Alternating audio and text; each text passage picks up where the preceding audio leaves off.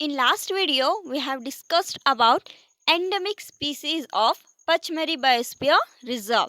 Now, sixth activity, find out the endemic plants and animals of the region where you live. Endemic plants are mahua, wild mango, sal, jamun. And endemic animals, bison, Indian giant squirrel. Now one by one we'll see the endemic species of our region. This is a mahua plant. Next, wild mango.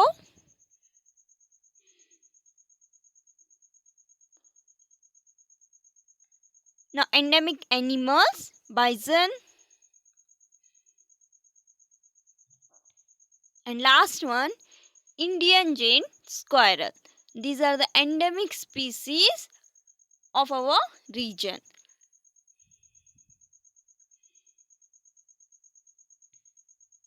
Sal plant.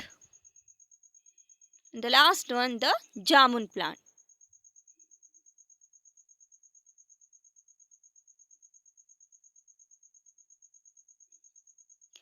Next, about wildlife sanctuary.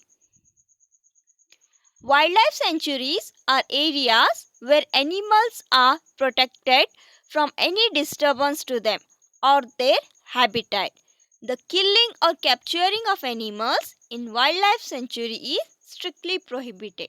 Here, wildlife sanctuary means here only the animals are protected, but in biosphere reserve, biodiversity means both plants and animals are reserved in biosphere reserve. But in wildlife sanctuary, only the animals are protected from any disturbance to them or to their habitat, means the place where they are living. And the killing or the capturing of animals in wildlife sanctuary is strictly prohibited, means it's not allowed. These are the pictures of wildlife sanctuaries: Indian giant squirrel, monkey and elephants. This is all about the wildlife sanctuary. Mainly animals are protected from any disturbance to them or to their habitat. Next, seventh activity, visit a nearby zoo. Observe the conditions provided to the animals. Where they suitable for animals, can animals live in an artificial setting instead of their natural habitat? In your opinion, will the animals be comfortable in a zoo or in their natural habitat? So what is the question here? We have to visit the zoo and observe the conditions provided to the animals, whether those conditions are suitable for animals or not. So here the answer, a zoo tends to provide suitable conditions for the animals to live in similar to their natural habitat. Means the zoo is providing all the suitable conditions to the animals, whatever the conditions are provided by the natural habitat. Yes, animals can live in an artificial setting instead of their natural habitat, as they live in the natural environment and stay protected from people.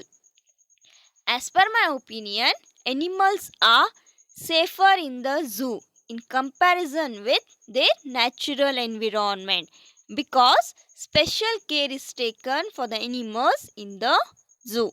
But I think animals feel more comfortable to live in their natural habitat, as no one wants to live in prison. Means the animals are feeling more comfortable in zoo also. Whatever the conditions are provided in the natural habitat, same conditions are providing in the zoo. But animals feel more comfortable to live in their natural habitat, as no one wants to live in the prison. So what is the meaning of prison? Prison is nothing but just like a jail. No one wants to live in the prison, means they are feeling more comfortable in the natural habitat. Next one, national park.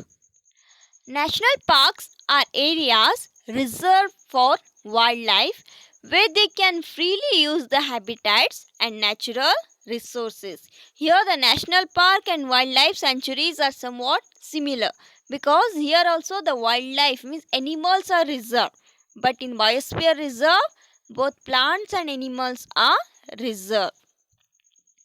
For example, here Satyapura National Park is the first reserve forest in India. About Satyapura, we have discussed in last to last slide. It is situated in a Pachmari Biosphere Reserve. Okay, the Pachmari Biosphere Reserve is consist of Satyapura National Park and two wildlife sanctuary, Bori and Pachmari. This Pachmari Biosphere Reserve is located in the Madhya Pradesh. You can see here, these are the pictures of Satyapura National Park. What is national park? National parks are areas reserved for wildlife where they can freely use the habitats and natural resources. Now next one, endangered animals. Endangered animals are those animals whose numbers are diminishing and might face extinction. Diminishing means becoming less. Okay, here endangered animals means what? Animals whose numbers are becoming less and might face extinction means their life will become end. Those are called as endangered animals. For example, here tiger is one of the many animals which are slowly diminishing, means which are becoming less, whose numbers are decreasing. To protect the tigers in our country, the government launched the Project Tiger to ensure the survival of tiger population. Means to protect the tiger population, our country, the government launched the Project Tiger to maintain the population of the tiger. Dinosaurs have already become extinct, means whose life become end, whose life is ended. These are some endangered animals which might face extinction and already they are extinct. Here tiger, they may face extinction. Whale, Tyrannosaurus, polar bear, elephants and dinosaurs. These all are the endangered animals. They may extinct and some are already extincted. Now next about Project Tiger. Project Tiger is a tiger conservation program launched in April 1973 by the Government of India during Prime Minister Indira Gandhi's tenure. The Project Tiger is one of the conservation program launched in April 1973 by Government of India during Prime Minister Indira Gandhi's tenure. As the number of tigers is decreasing day by day, we need to take preventive measures to save them from getting extinct. As we are seeing here, the number of the tigers are decreasing day by day. To maintain the population of the tiger or to maintain becoming extinct, we have to take the preventive measures. The major cause of their depletion is humans only, because of the humans, what happened, the population of the tiger is decreasing because of the human activities, because of the hunting, and so all the conservation areas are made human free. They made sure that place that tigers lived in was also safe and secure, means the humans are not allowed to go there. Project Tiger has been successful in increasing the population of the tigers. The number has increased from 1200 to around 5000.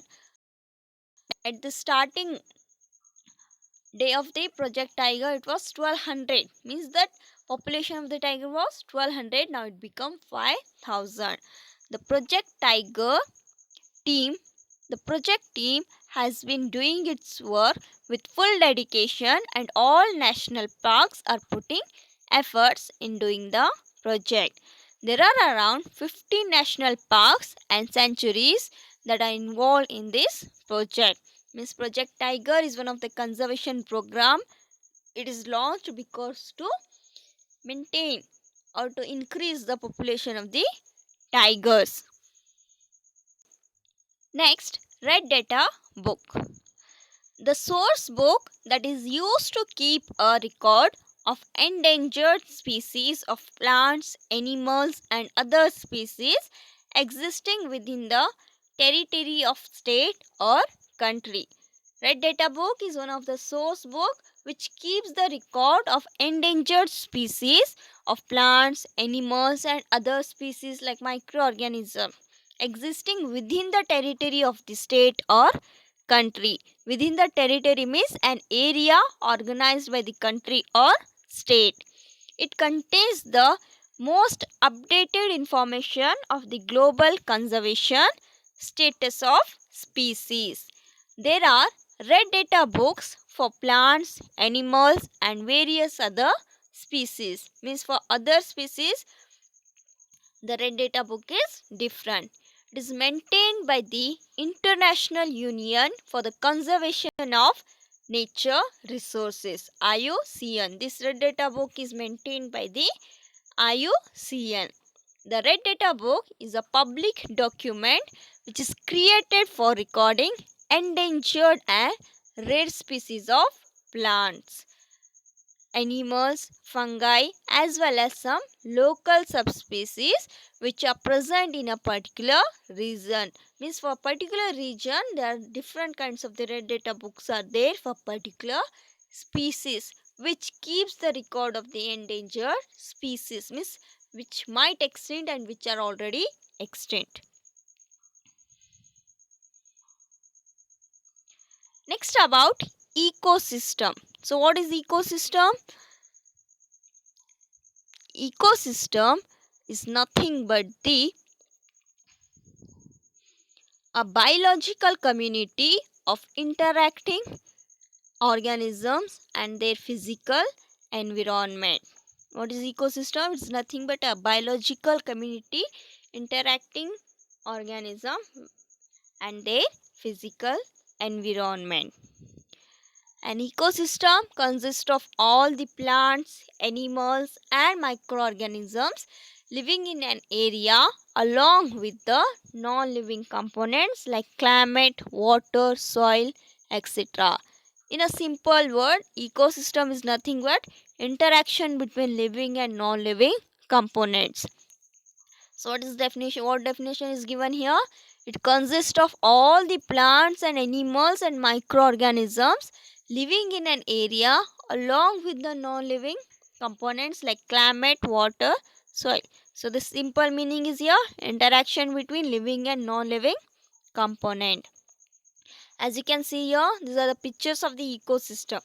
See here, ecosystem. This ecosystem is consist of both plants.